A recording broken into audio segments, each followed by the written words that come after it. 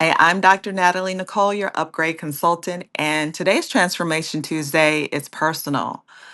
I've seen both sides of the coin as it regards speaking up. Sometimes people choose to stay silent because that's easy for them, and sometimes people choose to speak up when it's not easy. So I've seen both sides of the coin. But leadership isn't just about having a title, it's about having the courage to speak up, especially when silence would be easier. Let me take you back to a moment that tested everything I believed about integrity, accountability, and leadership, but also shaped the person that I am today. I was stationed in San Antonio, Texas, going through a reclass. And in the Army, that's when you already have a job, a MOS, and you're taking on another job. You're learning a new job. So San Antonio was the place for me to reclass in the Army. And we had a very strict non fraternization policy. Permanent party soldiers were not to engage with soldiers, in AIT.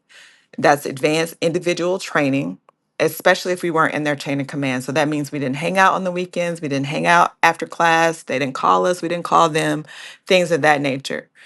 We sat in the back of the classroom. It was like four of us that were permanent party, and then all of the rest of the soldiers who were there in training sat in the front. And it was a lot going on in the class. It was chaos. There were boundaries that were blurred. There were things going on that I won't get specific about out of respect, but leadership looked the other way. Those who were in charge and had the authority and the rank looked the other way. They remained silent. They didn't do anything about, a lot of the things that were going wrong in the class. For some reason, however, word got to our battalion command sergeant major. And before I know it, I was being called to the red carpet. And I like to call it the red carpet, but the red carpet. And so there I was standing on the carpet. At parade rest, the only woman in the room, standing between a staff sergeant and a sergeant first class. And at the time, I was a sergeant. The command sergeant major was angry. His face was red, and he was demanding accountability.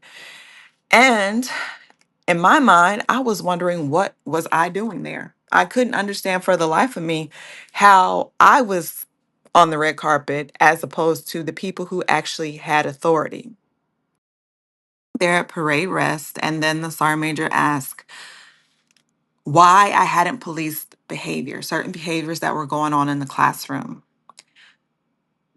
I stood there for a moment and then I said, with all due respect, sergeant major, I'm not sure what authority I have to correct behavior when in fact those that are in charge witness and ignored behavior on a day-to-day basis. And basically what I was trying to explain is like me as a sergeant being the lowest rank in the room, also with less time in grade and service, how was I expected to hold students accountable when those who were in charge did not? The room shifted. He leaned in, his face grew even more red, and then he started demanding names. He wanted to know who, what, when, and why. I paused. I was hesitant. Again, I couldn't believe for the life of me that I was there in the first place. But then, of course, I definitely wasn't there to have to report names of the instructors who were there, who witnessed this behavior, and who did nothing. But then he asked me again. He asked me again. He said, I want names. And so I gave them, and he dismissed me from his office. And I walked out with my head held high. But that moment could have cost me my comfort, my position, even my career. However, instead, it elevated my credibility. So the staff sergeants that were there, who were silent, who didn't do anything, treated me different. They treated me with more respect. And maybe it was because what they couldn't say, they felt they couldn't say, or what they couldn't do, I did. But I didn't speak up to be liked. I spoke up because leadership without integrity is a liability. So most times people don't speak up to cause conflict. We count the cost. We understand exactly what's at risk when we speak up.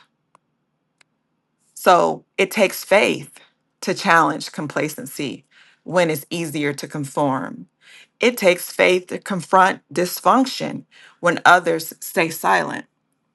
And it takes faith to protect standards, even at the risk of popularity and position.